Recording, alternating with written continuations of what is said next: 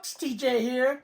A semi-short video where I left off last with my Terra-Master D5 hybrid is that I installed my NVMe, but I had to return some 4 terabyte hard drives that weren't right. I received 2 replacements, and we're going to go ahead and set things up. What I'm going to do is show you how to pull out the caddy and plug one of these in.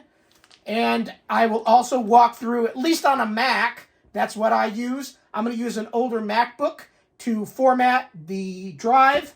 And then we're going to walk through flipping the little selector on the back of the Terramaster, switching it from single that I have now, because I wanted to basically format the drives first. I didn't know if I needed to format drives and then switch to the RAID, and it's going to probably format again. But I wanted to make sure they were readable on my Mac before I started plugging in and switching to RAID. That's what I found out, the little reset button. If you've been watching my unboxing video and then the first setup video of me connecting to NVMe, there's a little reset button in the back. And that reset button basically needs to be pushed if you switch to a different setting. So right now it came from the factory as a single, just a single drive. So I figured I could plug a drive in, my Mac will see it, I'll format it, hunky-dory. But when I go back there and I switch, the little switch to RAID 1, which is what I want to do, so I get a mirror of the 2 4 terabyte drives that I put in there, you need to switch it and then push and reset the button so it accepts the change, and then boot things up. And then my guess is it will, I'll go into my disk utility on the Mac and tell it to format one of the drives. And I'm guessing, because the manual, and by the way, I did find the manual, it was my user error. When I went to Terramaster's website, I was thinking there's 2 bays. But this is a 5 bay because of the 3 NVMe. So I kept saying it's a 2 bay, and there was no booklet or manual that came with it. But when I changed it to 5 bay, it popped up. So there's about a 7 to 8 page manual that explains what that reset switch is. And it goes into, if you're on a Windows, there's how you format. And if you're on a Mac, this is how you format. So, but it didn't elaborate on when I use disk utility. I'm going to guess I'm going to see 1 drive, and I'm going to go ahead and tell it to format it. And it's going to do identical to the other drive. That's my guess, because I'm switching it to RAID 1. And it should basically mirror what the first drive is. And that's going to be the initial setup. That's what I'm hoping. That's what I believe will happen. If it doesn't, we'll see together. So hold tight. Actually, no. We're going to put the drive in together. So this is a brand new drive that I purchased. MDD Max Digital Data. So it's not a big major name brand, but it is... I've used this drive before in my other brand of NAS. It worked well, so I'm just sticking with it. Let me grab a pair of scissors, and we'll cut this little baggie open so I don't have to tear it. There are some little finger grooves that you can tear it, but I'm going to go ahead and cut this little guy open. And we're hoping this drives work perfectly fine. I'm going to sneeze again. I've got allergies going. So let me pull out the drive. So again, my particular one's a 4 terabyte enterprise storage. These supposed to be brand spanking new, 0 hours. And by looking at it, they look new. Of course, people can refurbish things and make them look new again, but this looks spotless. So I'm going to say we're good. So I've already got a drive in here. I'm going to go ahead and pull it out. Here's what it looks like when everything's said and done. This is a toolless design, which is really sweet. So I'm going to plug this over here. Again, you just push the button and pull out. On the sides are these plastic strips. Hopefully this is focusing in. There's a little arrow at the top that signifies that's the top, or at least that's how I'm holding it. And you just basically put your finger behind it, and this pulls off.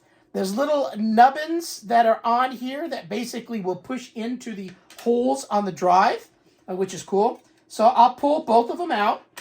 You'll see on the caddy there's these little rubber bumpers. That also is helpful to kind of keep some of the shock, I guess, away from the drive, any rattles and stuff like that. So once this is in, you basically, here's the back of it where you've got the SATA port. The front has nothing. So the front basically goes where the big spring-loaded button is. So you just drop it in. Make sure the holes are semi-lined up, which I've done. I'm going to look on both sides.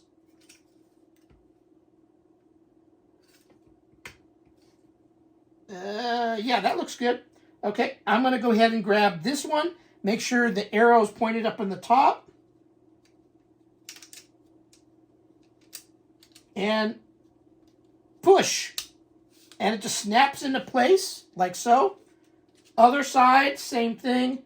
Arrow on the top. Probably don't see the arrow, but there's a little arrow up there. And I'm going to push it in the holes. And that's it. The drive is now rock solid in there and toolless. Make sure you push it in the right direction. This is the top, that spring-loaded part. And obviously the SATA ports, you can kind of line it up. Look inside the bay here. You'll see where, I'm not going to hold it straight up. You've seen in there before, but basically it lines up. And I'm just going to go ahead and slide it in number one until it locks. Now I'm going to move this over here. I'm going to grab my Mac.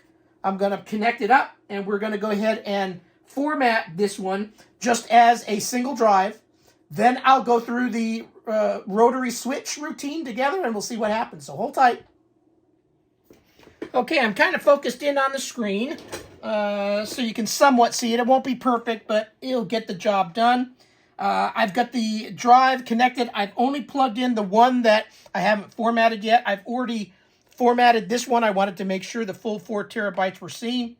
That's one of the tricky parts. When you buy some hard drives, if you've got an older computer, it may only see 2 terabytes of, say, a 4 terabyte drive because of the way they formatted it from whoever you purchased it from.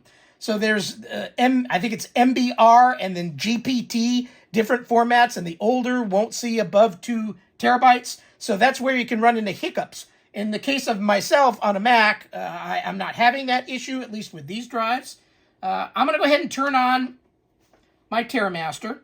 What should appear on the desktop now is the iPad HD, which is the one that I made together with you on the original test video. And then what should pop up on the screen is an initialization window, because it should see the internal hard drive and it not being formatted. And there we go. That's popped up. It says the disk attached was not readable by this computer. Initialize. So I'm clicking initialize. And again, I'm doing this as a reference for me. If you're doing it for yourself, do your own homework, do your own testing. If you erase your own hard drive, it's your fault, not mine. Needless to say, it's your stuff, so you better pay attention. Because in Mac, the utility program is popping up on the internal hard drive, and I don't want to touch that. I need to go down to external, and down here it says Terra-Master TDA. Let me see if I can focus in on the screen a little bit tighter. And maybe that will help a little bit. So anyway, I'm going to switch down here to Terramaster TDAS Media. That's what it's popping up as. The iPad HD that it also sees is already done. We did that the last video. This time I need to format the Terramaster TDAS Media. It says it's 4 terabytes in size, which is what these drives are. And I'm going to go up and click on Erase. It's going to bring up some options. I'm naming this first one that I did, iPad Backup 1.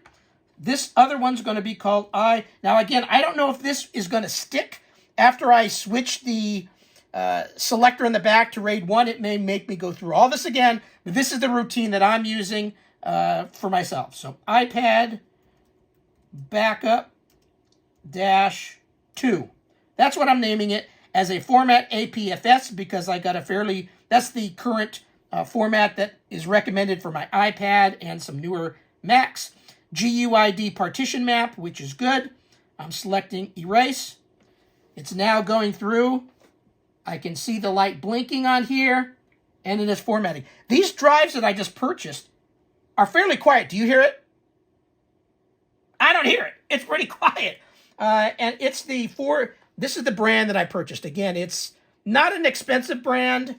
These are probably older drives, older models that they didn't sell. They moved on to new. White label, sometimes people call them. And they're a lot of times good drives. Not always, but at least my experience with this brand, I've had good luck. So it's erasing Terramaster. It's mounting the disk. It's going through all these things. And then eventually it'll pop up on the desktop. You'll see it right there, iPad backup 2. And it says operation successful and done. So now I've got down here, iPad backup 2, 4 terabyte drive. It is in the right format, APFS volume.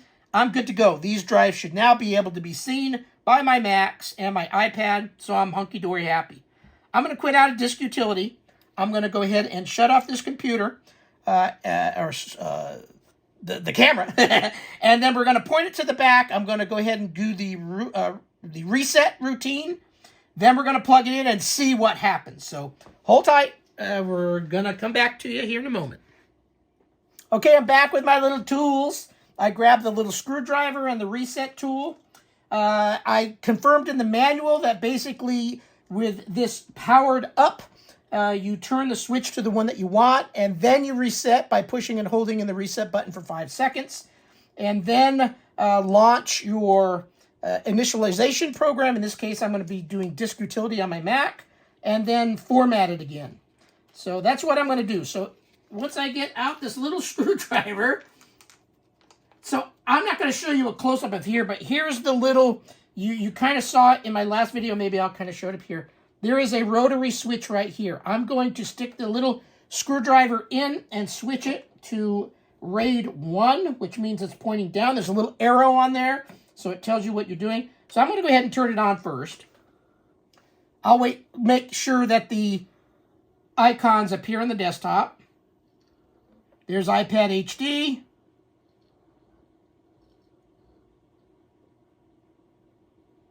And hopefully the other two, iPad backup 1 and 2, appear momentarily. There's 1 and there's 2. Okay, so far, so good. Let me focus in down here a little bit. I may come in blurry, but that's fine. Let's see. I'm going to push it there. Okay, switching to 1. Now, you got to have some good eyes here. Okay. It's now on RAID 1. I'm going to grab the little reset button. It looks like a tool. It looks like a SIM type of device. And I'm going to push and hold this in for 5 seconds. 1, 1000, 2, 1000, 3, 1000, 4, 1000, 5, 1000. Take it out.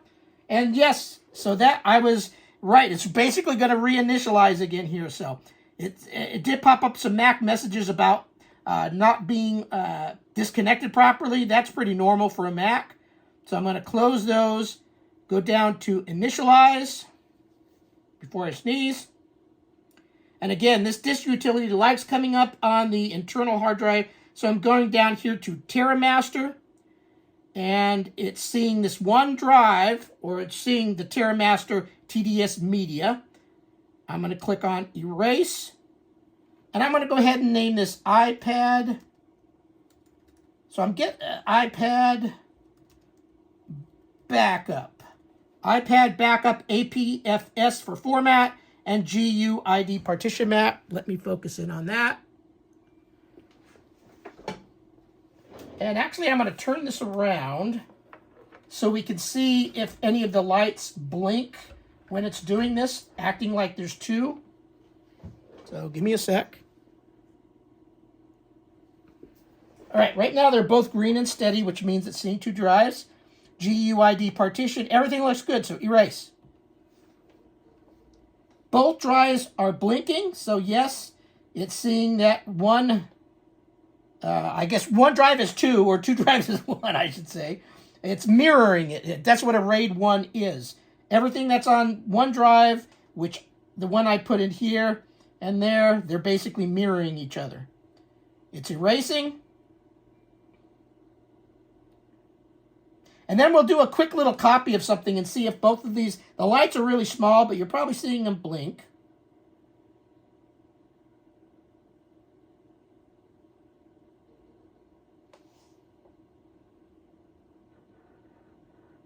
So far so good. And these are pretty quiet drives. I'm pretty impressed. Operation successful. Done. Let me make sure that I can kind of move in a little bit closer here. And focus in. Someplace in the middle, I guess.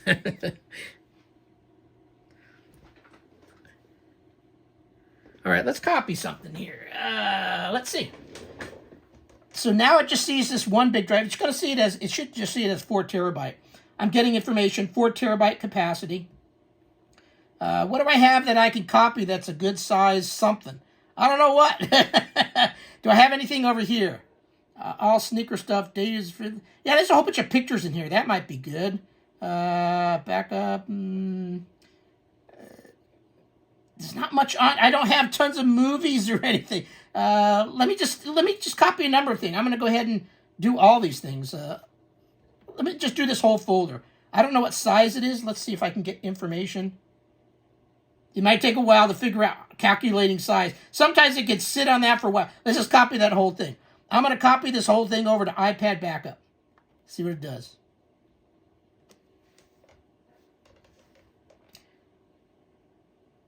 Preparing to copy. Oh, there's a lot of stuff. 0 bytes of 200. Oh, that's a lot. 213.7 gigabytes. 2 hours. It's estimating it. So maybe I didn't want to copy that much over. But this will be a good little test for me. I'm going to let the test run just so I can see it copying everything over, and then I'll delete it afterwards. But anyway, let me pan back out. You'll see that both lights are blinking. Everything should be now hunky-dory. So that completes. So Terra-Master Hybrid D5, NVMe internal 1 gigabyte in, 1 terabyte in size, 2 internal drives here, or externally to the computer, but internal in the here. They're both 4 terabytes. I figured 4 terabytes should back me up for a while. That should be perfect. And mirroring it, so if one drive fails, what the booklet that came with it says is that if a drive fails, plug a new one in of the same basic size, and it will automatically do a rebuilding process and make them together again and duplicate it, basically. So if one drive fails, you don't lose everything, and that's what's great about a typical RAID 1. So anyway, that's it. Maybe what I'll do on another test here, and maybe I'll include it on this video. I'll come back and just do a quick, do I want to do a test? No, because this is an old computer. I think via this old USB, it would probably take a while like this backup to go and do its thing. So maybe what I'll do is I'll run an iPad test and see what the speed of the iPad is. I don't know if that will make any difference or not, but we could directly connect it and run some tests later on. So hold tight. Maybe I'll come back and do that. But for the meantime, now we just need to let this run for a number of months, see how it works. I'm impressed with the drives. Everything's quiet. I can barely hear this thing, so awesome. Thanks for watching. Bye. All right, I decided to do 2 tests. We're directly connecting it to the iPad, iPad Air 5. I have this connected up, and we're going to run the Diskio program. I've already run a test before on the internal NVMe to this. Let's check out the hard drives, the spinning hard drives. No idea what speed I'll expect there. We're going to switch it from iPhone, browse, and we're going to go to iPad backup because that's the SATA drives.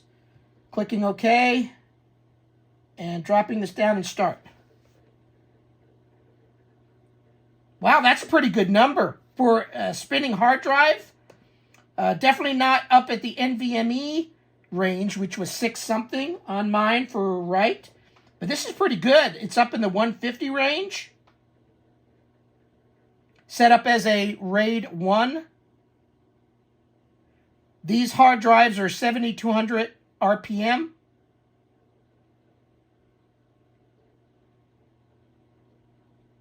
And now it's doing read. Looks like a similar speed.